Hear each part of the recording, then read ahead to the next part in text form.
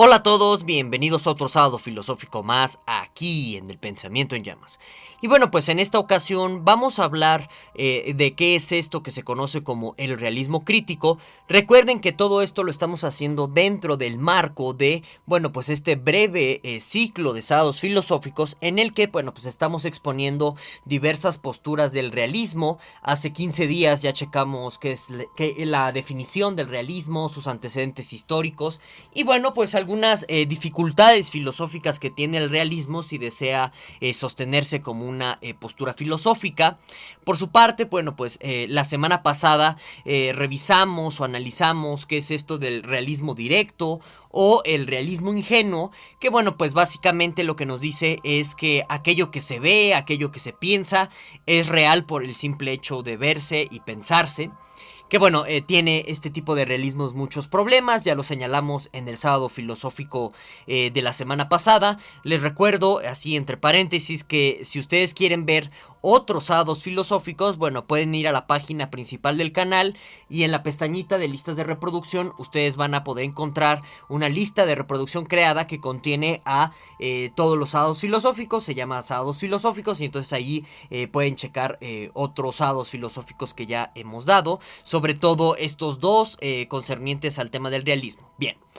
Yo les comenté en términos muy generales que, bueno, pues digamos que la filosofía y la ciencia, al menos en Occidente, hasta, pues digamos, bien entrado el siglo XX, hay muchas consideraciones ahí contextuales y culturales sobre la cuestión de la posverdad, la posmodernidad, que ahorita no me voy a meter tanto en ello, pero yo les comentaba ya desde el sábado filosófico pasado que digamos que la ciencia y la filosofía se han esforzado mucho por tratar de, mediante la suscripción o la asunción en cierto sentido del realismo crítico, de combatir así entre comillas, que más que combatir quizás lo que deberíamos decir aquí sería como clarificar o rectificar lo que nuestro realismo ingenuo de sentido común considera o cree de la realidad.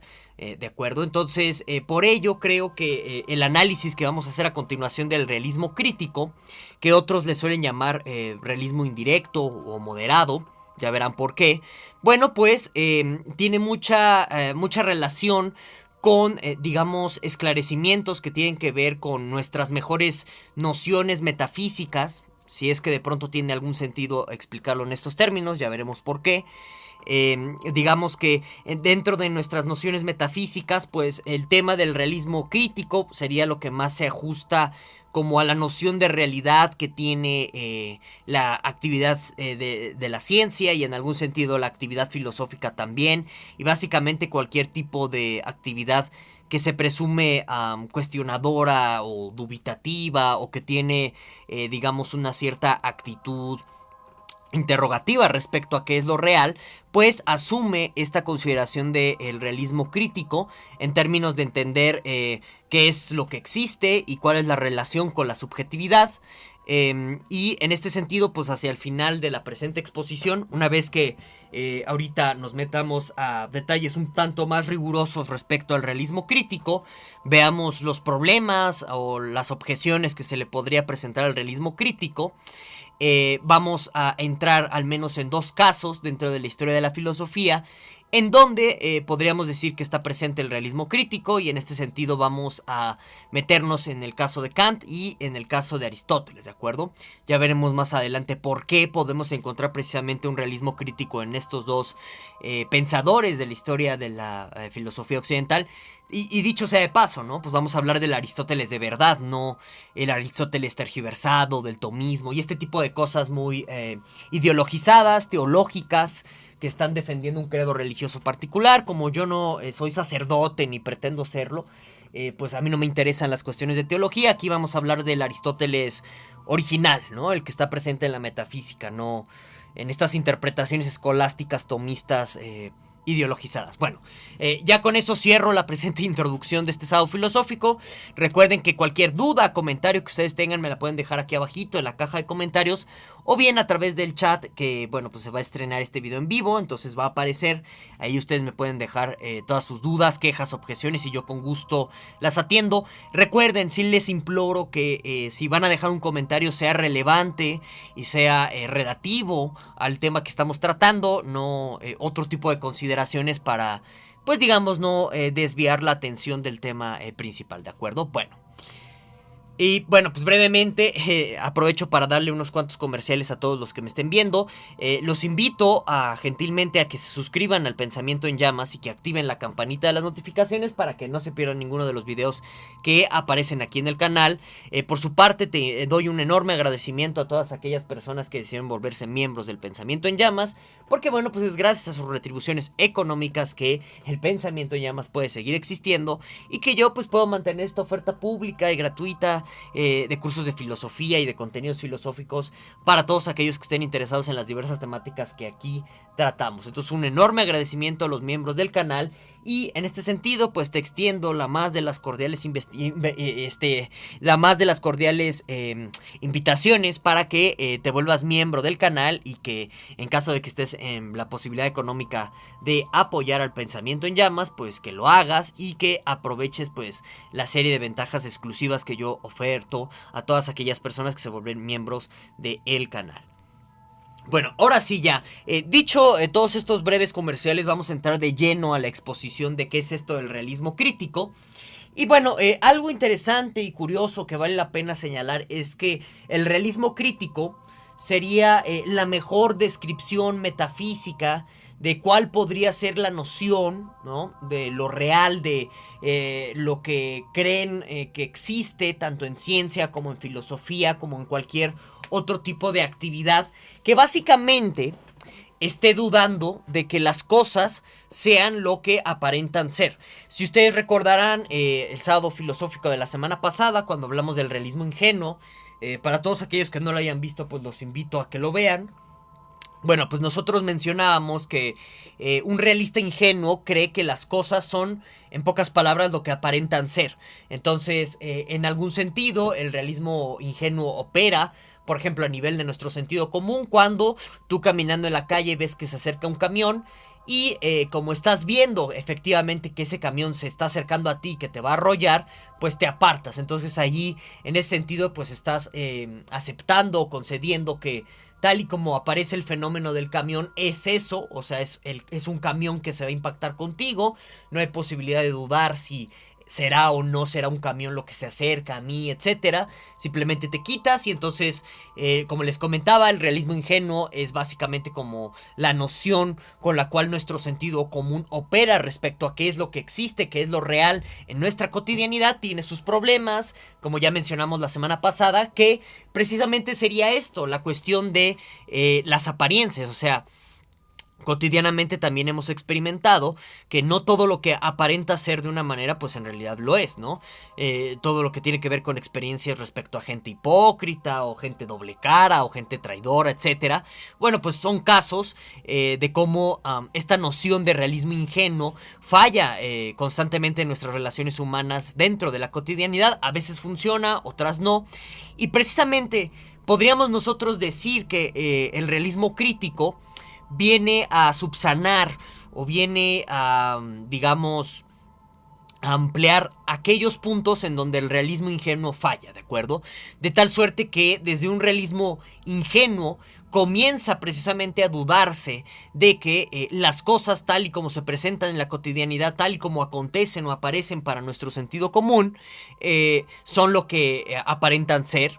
¿De acuerdo? Y esto puede deberse a experiencias personales, puede deberse a precisamente una disciplina que en algún sentido se adscribe como cuestionadora o dubitativa o interrogativa de qué es lo real, como puede ser la ciencia, la filosofía o cualquier otro tipo de actividad en este mismo sentido.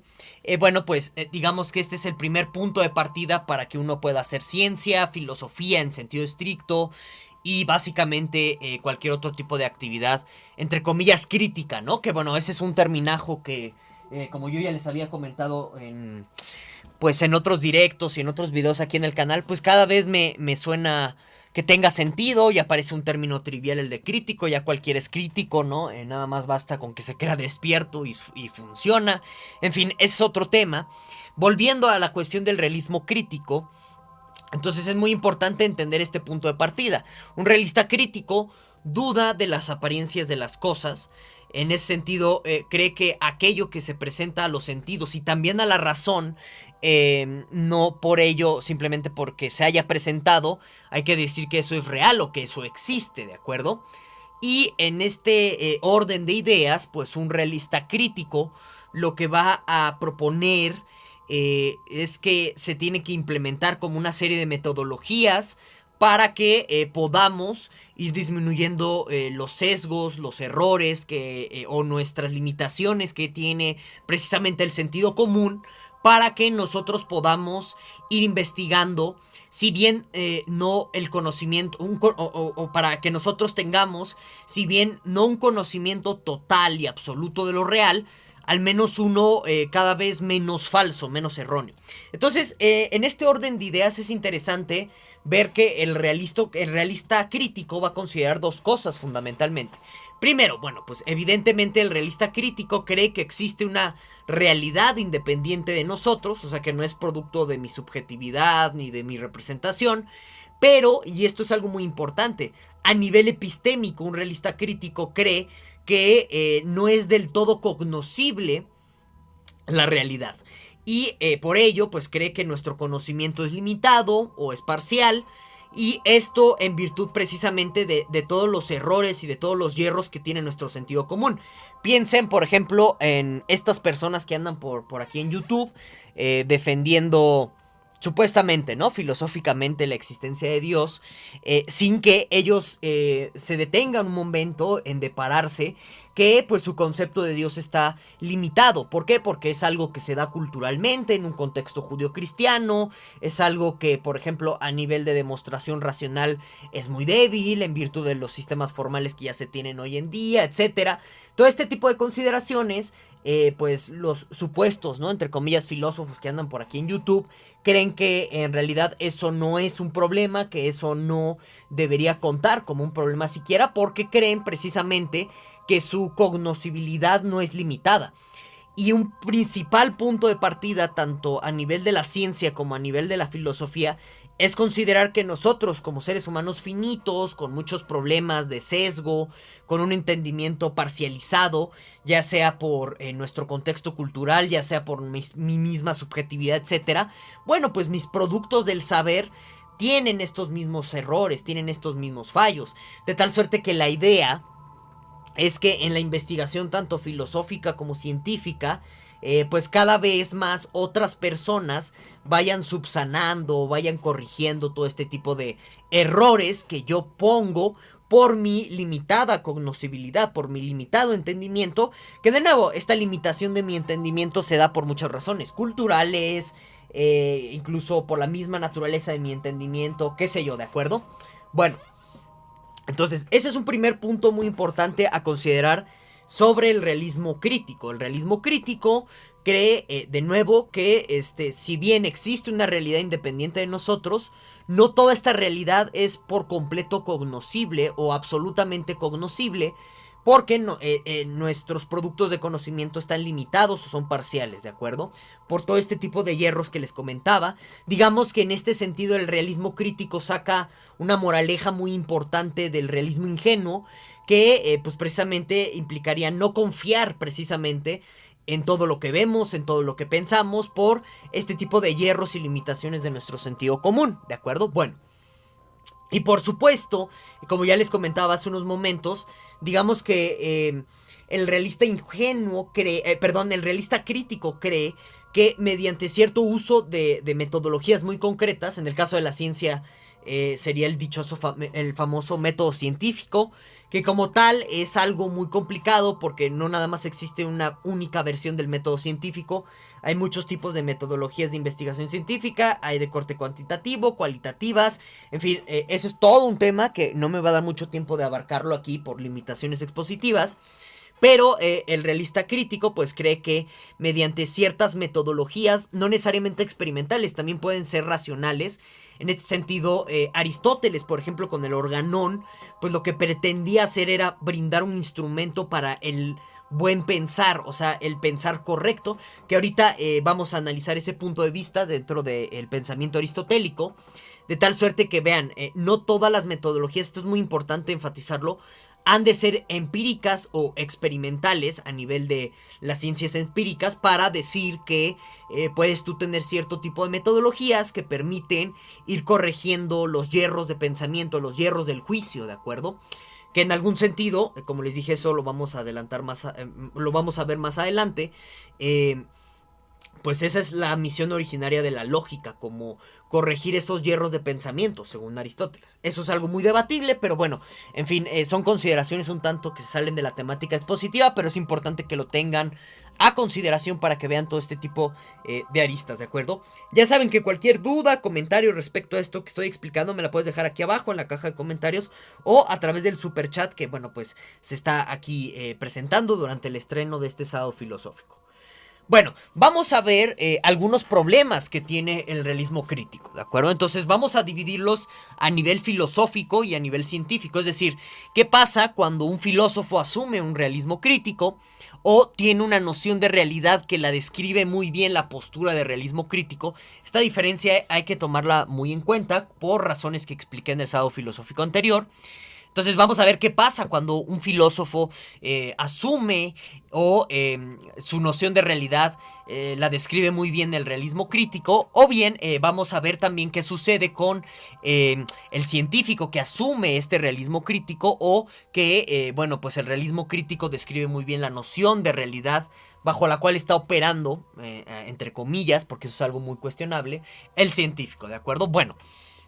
Entonces, a nivel filosófico, yo veo que hay dos consecuencias, ¿no? Entonces, vamos a analizar una de ellas, que sería la siguiente, que bueno, pues el realismo crítico, como si ustedes son muy observadores y muy analíticos, se darán cuenta que dentro del realismo crítico no se está pensando que exista un conocimiento definitivo de las cosas, sino que es un conocimiento siempre abierto, como sucede muchas veces en ciencia. O sea, viene una nueva generación de científicos y este conocimiento se suele ampliar, a veces se suele eliminar, pero bueno, pues todo esto es evidencia de que el conocimiento científico no tiene un punto final, sino que sigue abierto y por lo tanto no es definitivo.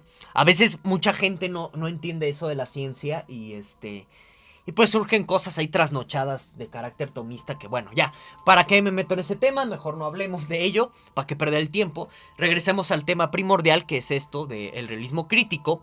Bueno, entonces, el realismo crítico, como no cree que pues nosotros podamos tener un conocimiento total y absoluto de la realidad porque nuestra cognición tiene estas limitantes a la hora de acercarnos al mundo, bueno, pues esto nos puede conducir con mucha facilidad al escepticismo, porque pues un escéptico puede decir que como tal no hay conocimiento, porque el conocimiento científico siempre permanece abierto, de tal suerte que lo que ahora se dice sobre una cosa, pues quizás el día de mañana ya no sea el caso, ¿no? Por ejemplo, eso a nivel de la ciencia, y a nivel de filosofía es todavía peor, porque a nivel de la filosofía, pues eso implica que dentro de toda esta serie de discusiones filosóficas que tenemos a lo largo de 2000 años, difícilmente vamos a poder decir que tenemos certeza de algo así como un conocimiento filosófico.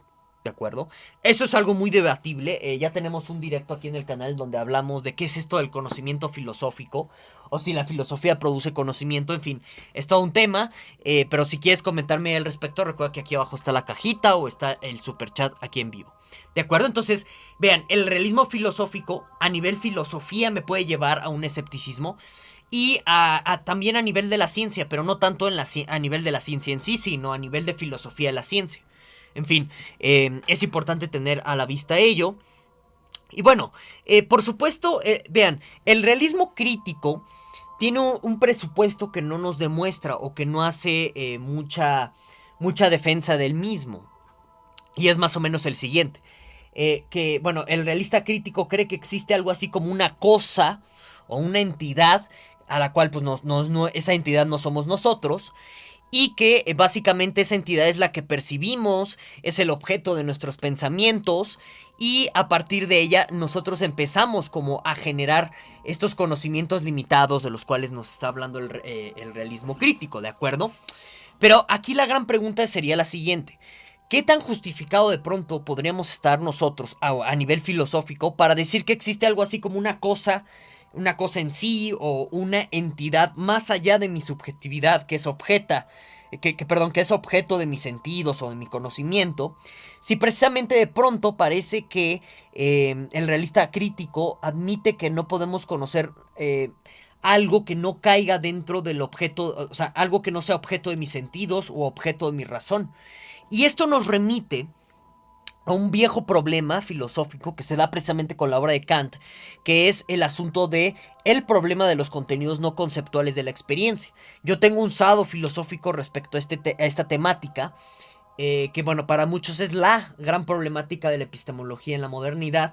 En fin, es un tema muy largo, pueden ver ese sado filosófico, donde básicamente se está cuestionando qué tan justificados nosotros estamos para pensar que existe un mundo exterior, si de pronto todo lo que se admite dentro de una postura de realismo crítico es que lo que se conoce vía los sentidos o vía la razón, que básicamente es la esfera de la subjetividad humana, pues resulta limitada, y entonces parece que de pronto no tenemos suficientes bases o suficientes justificaciones para pensar que hay un algo más allá de nosotros, una cosa en sí, un mundo exterior, etcétera, ¿de acuerdo? En fin, es todo un tema. Me puedes dejar lo que piensas aquí abajo en la caja de los comentarios, o bien a través del superchat que aparece aquí a un lado. Ahora vamos a ver esta problemática que se da a nivel científico exclusivamente, que no necesariamente esto tiene implicaciones filosóficas, que bueno, da mucho de qué hablar respecto a la ciencia en términos de sus prácticas, y que bueno, pues más que nada se los menciono, no tanto para darles una solución contundente, sino para hacerlos pensar al respecto, que eso quizás sea más importante al final del día. Vean, a nivel de la ciencia, cuando nosotros vemos que el término o el concepto de realidad que de pronto pueda estar ahí asumido o presente, supuestamente presente, porque esto es un tema muy largo de debate, si hay o no un término o una cierta conciencia de si existe algo así como una asunción de qué es la realidad en la práctica científica.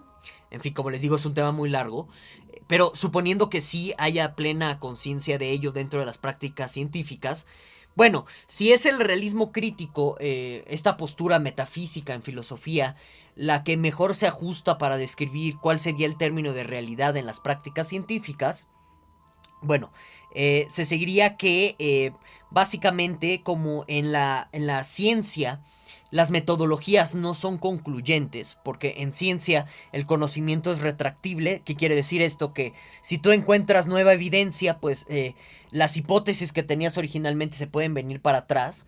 Eso pasa todo el tiempo en ciencia, por eso el trabajo en la ciencia es muy arduo y muy laborioso y muy riguroso. No es de pronto como pues, estar hablando de las 5 vías de Tomás de Aquino y ese tipo de cosas trasnochadas. Pero bueno, entonces como a nivel científico, las metodologías científicas en pocas palabras no son concluyentes, a la luz de que se está asumiendo en ellas un realismo crítico que cree o considera que precisamente pues no hay un conocimiento total de la realidad, gracias a que se considera eso, que no existe este conocimiento total de la realidad, pues por eso las metodologías científicas nunca son concluyentes, de tal suerte que si hay un científico que llega con nueva evidencia, pues se pueden retrotraer hipótesis anteriores, ¿sí? Como eso sucede, bueno, históricamente hablando, lo que hemos observado es que se podría usar a la ciencia en contra de la ciencia. Bueno, ¿qué quiere decir esto? Que cuando tú ves que las metodologías científicas no son concluyentes a la luz del realismo crítico que parece estar asumiendo las prácticas científicas, les digo que esto es muy debatible, pero por el momento vamos a tomarlo en consideración para continuar con la exposición. A la luz, de nuevo, del realismo crítico que parecen asumir las metodologías científicas en las prácticas, donde precisamente se ve que las metodologías científicas nunca son concluyentes, a la luz de que siempre se puede agregar nueva evidencia que retrotrae o que retracte conclusiones o hipótesis anteriores. Bueno, pues se podría, y de hecho se ha hecho, usar a la ciencia en su contra. ¿Cómo es esto de usar a la ciencia en su contra? Bueno, pues tú creas precisamente nuevas interrogantes y nuevas líneas de investigación y nuevos campos de estudio que lo que hagan es desvirtuar hipótesis que de pronto no convienen a ciertas personas o a ciertos corporativos. Y en este sentido ha habido muchos casos, hasta la fecha continúan, en donde, por ejemplo, tabacaleras, estudios petroleros del medio ambiente y también verdes. No puedo hablar mucho de eso porque me censuran, sobre todo de los verdes. Pero bueno, ha sucedido mucho que, por ejemplo, en casos de estudio de tabacaleras, de medioambientales, de polímeros, o sea, de todos los plásticos que nos rodean, de estudios, por ejemplo, que tratan de ver la relación que hay entre la diabetes infantil y el consumo de porquerías como la Coca-Cola.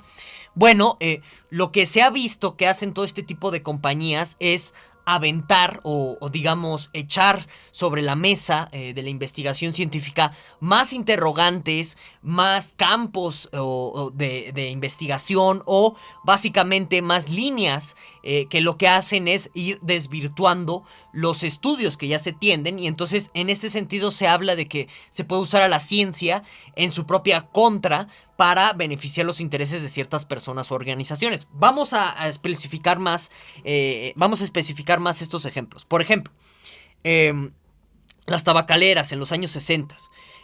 Las organizaciones de la salud de Estados Unidos, bajo investigaciones científicas, llegaron a concluir en su momento que el consumo de tabaco produce efisema pulmonar. Y entonces, ¿qué hicieron las empresas tabacaleras como la Lucky Strike? Como ellos sabían que la metodología de la ciencia no produce conclusiones determinantes o absolutas de las cosas, sino que siempre se pueden retrotraer o poner en tela de juicio a la luz de que se den nuevas interrogantes. Bueno, pues lo que hicieron las compañías tabacaleras, en especial Lucky Strike, fue financiar a científicos que, por ejemplo, empezaran a estudiar. Y esto está en Google, lo pueden ustedes googlear y lo encuentran. De pronto empezaron las tabacaleras, sobre todo Lucky Strike, a pagarle a científicos para que, por ejemplo, investigaran la relación entre la calvicie y el efisema pulmonar. Y de pronto se empezaron a financiar estudios sobre la relación entre, digamos, que tengas una madre de huesos anchos con que tú tengas efisema pulmonar. Y de pronto se empezó a financiar, por ejemplo, estudios de la contaminación aérea respecto al efisema pulmonar. Y todos estos estudios lo que fueron haciendo fue debilitar las conclusiones de los estudios originales que veían una relación clara y directa entre el fumar cigarrillos y el cáncer pulmonar. O sea, lo que hicieron las tabacaleras ahí fue, gracias a este realismo crítico asumido, fue utilizar la misma metodología científica que nunca es concluyente en sus resultados, porque siempre cabe la posibilidad de que venga un nuevo estudio, de que venga una nueva interrogante que deje todo por debajo o que tire todo a la borda. Lo que hicieron las tabacaleras fue meter más interrogantes sobre qué otro tipo de variables podrían producir un efisema pulmonar. Podría ser el ambiente, podría ser el hecho de que yo sea calvo, podría ser que mi madre tuviera huesos anchos y hay una relación con el cáncer, podría ser el medio ambiente, podrían ser mis perritos, podrían ser las aves, y así fueron introduciendo tantos estudios que en lo que terminaron los estudios científicos respecto a la relación del efisema pulmonar al tabaco fue en pura incertidumbre durante los 60. Entonces vean cómo ahí la ciencia se puede usar en su contra cuando tú arrojas más interrogantes para precisamente que estas preguntas incómodas no afecten intereses de ciertas organizaciones o personas. El caso de la diabetes infantil con la Coca-Cola y su relación que tiene con la Coca-Cola, han aplicado la misma estrategia. Han hecho estudios sobre genética de diabetes, han hecho estudios sobre el medio ambiente, como por ejemplo el medio ambiente podría producir diabetes, sobre el azúcar sintético de otros productos, y todo eso lo que hacen es meter más interrogantes para ir retractando las conclusiones de estos estudios en donde ven una clara relación entre la diabetes infantil y la Coca-Cola.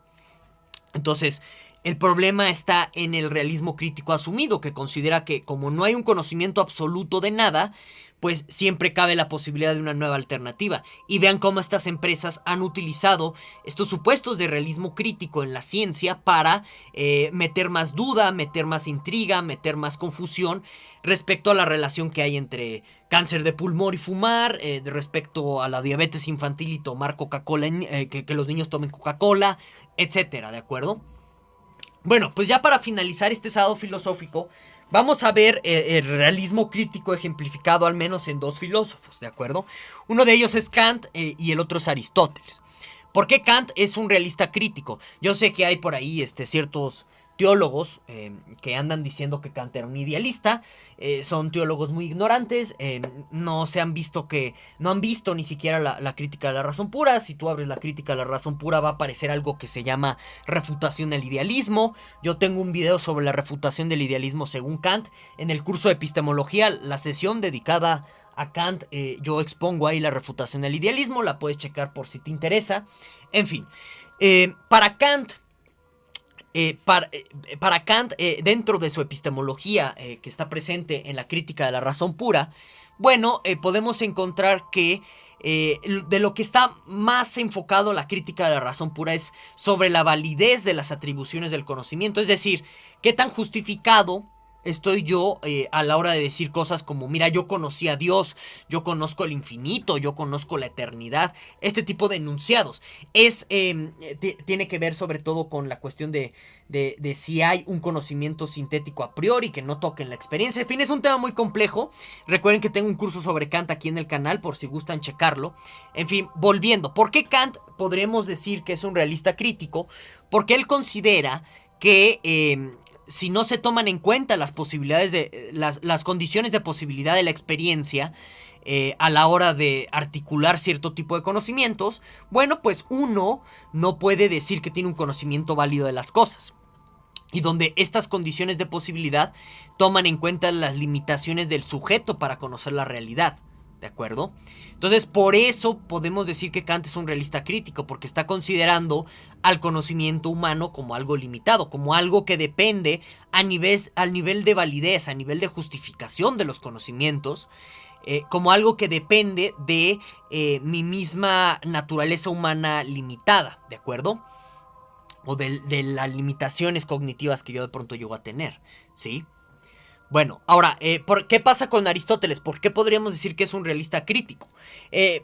También yo tengo aquí varios videos en el canal de Aristóteles, de su famoso hilemorfismo aristotélico, en donde, bueno, en pocas palabras, él considera que la forma y la materia están presentes en la misma cosa, ¿de acuerdo?